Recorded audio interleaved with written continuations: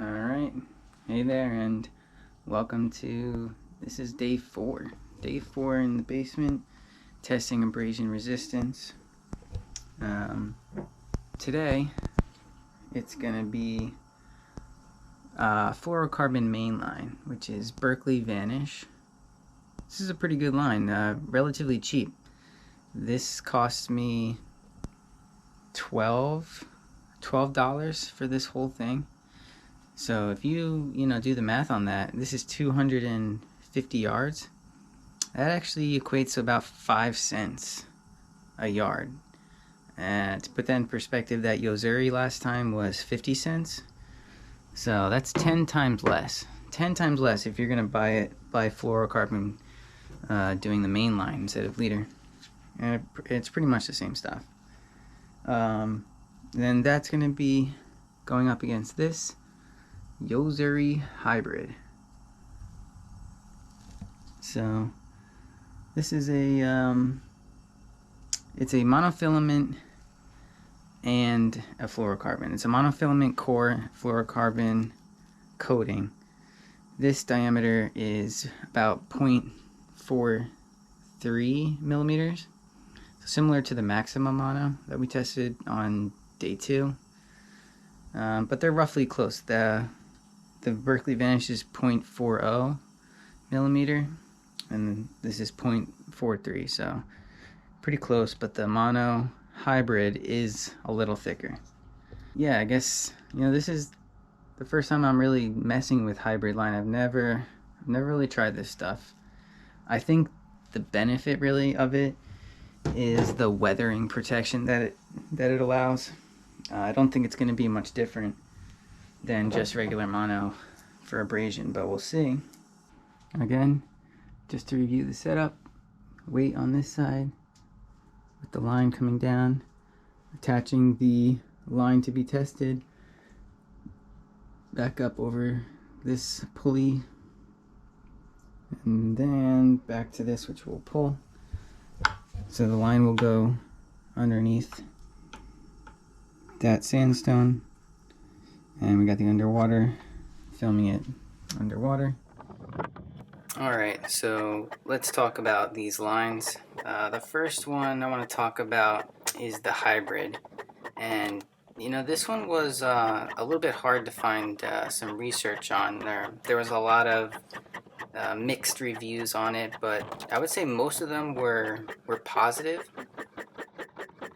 I personally have not used hybrid before, so I don't have any experience using it, but what I've read about people who have used it, they say that it's, in theory, I guess it's the best of both worlds.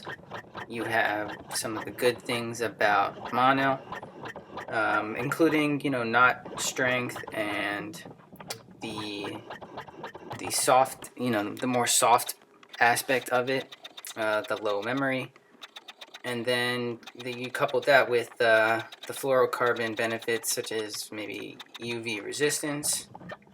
And yeah, most of these people are saying that it's an all-around win-win. It gets the most best of both worlds. What I noticed with this line is that it reacted very similar to mono. Definitely more similar to mono than fluoro. Just the way you can see it coming off of the rock here, and the way just so much material comes off. That's very indicative of a lot of mono or nylon. Yeah, and I just say that because of all the other previous tests that I've done. It was definitely much more similar to a monofilament. And I don't know if you've been noticing, but you can tell that the Berkley Vanish through these first tests is actually coming out in front on a lot. I was very surprised. These first 2 tests that I did surprised me quite a bit as to just how good the fluorocarbon of the Berkley Vanish performed.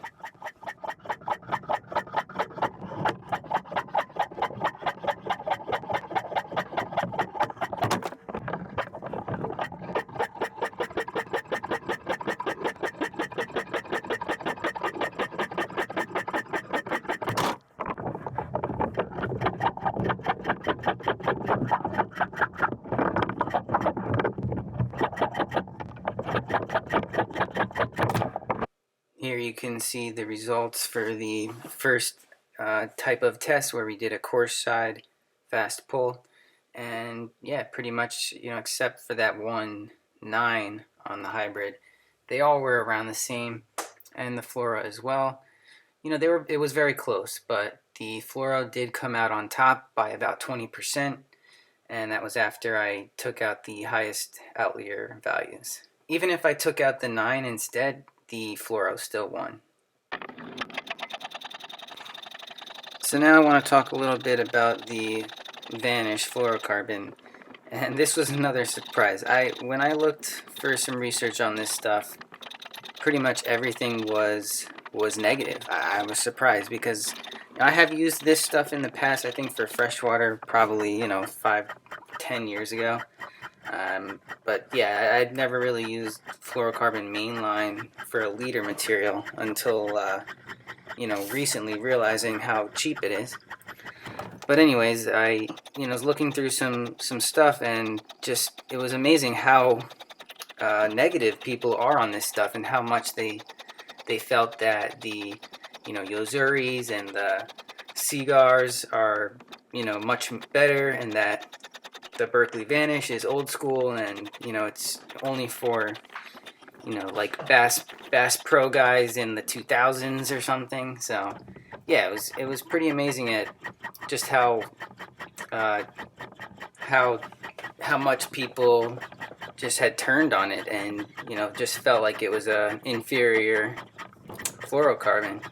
But as you're going to see with these tests, at least for abrasion resistance, I mean, it did the best out of any fluorocarbon I tested, and it was the cheapest.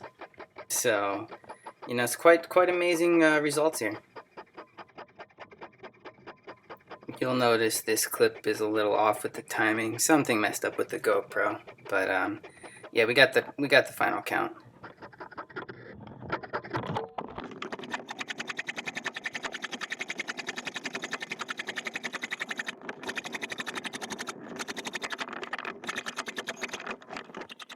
Yeah, I mean, I was really surprised at just how well this fluoro did. I mean, there were times when it just wouldn't quit, and even like this next one, it took me forever. I thought something was wrong, like it fell in a notch or something, or I was starting to get tired just pulling on this thing. But yeah, it is what it is, and I got these high values twice, so it wasn't just a one-off.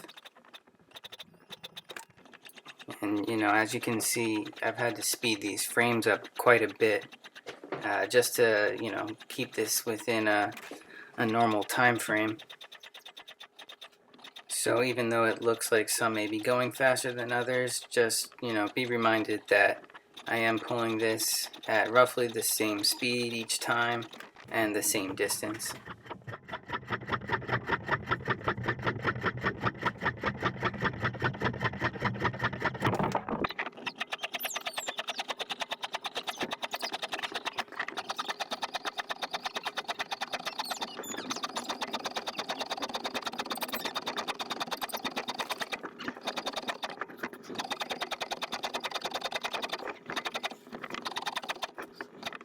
Another thing I want to mention, and I don't know if you've been noticing, but with the underwater, as you can see, this the hybrid here, it's bunching up in a very similar way that fluoro usually does.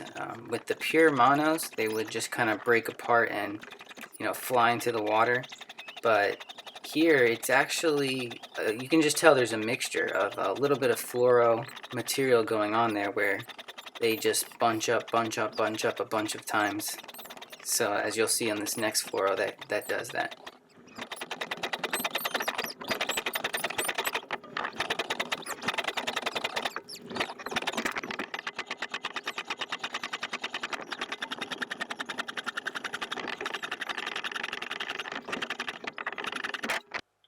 Here's the final tally for the second test for smooth side fast pull. And yeah, pretty astonishing here. The fluoro is just, almost 100 and above for every single test. And yeah, it came out to roughly twice as good. Basically double the lasting time. So yeah, very surprised about this and the previous test, but I'll talk about it a little bit more later. So at this point, I'm really interested to see if the fluoro is going to beat the hybrid on the final test, which is the sharp side of the plate. And I've said in the past, I really think this test is a truer representation because of just how straight the edge is, and I think it's taking off a very similar amount of material every time. And again, to my surprise, it seems like the mono hybrid did eke out a victory here because, as before, it just seemed like there were cases where the mono would just go and go and go as the material gets taken off, and the line just kind of gets almost flat. With the fluoro here, I think what happens with these sharp sides is it just digs in deeper because it doesn't have as much bounce to the line. Although it was a little surprising how the mono did outperform the fluoro on this test when it failed miserably on the previous test.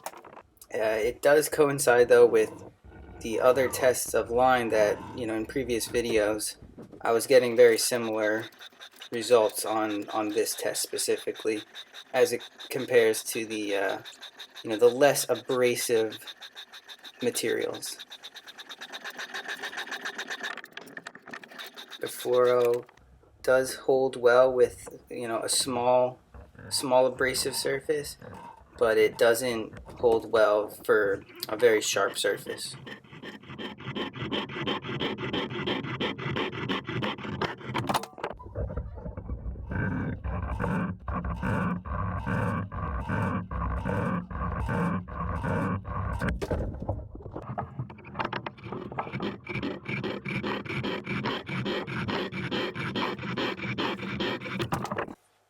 And here are those results for the final test of the sharp edge and the slow pull.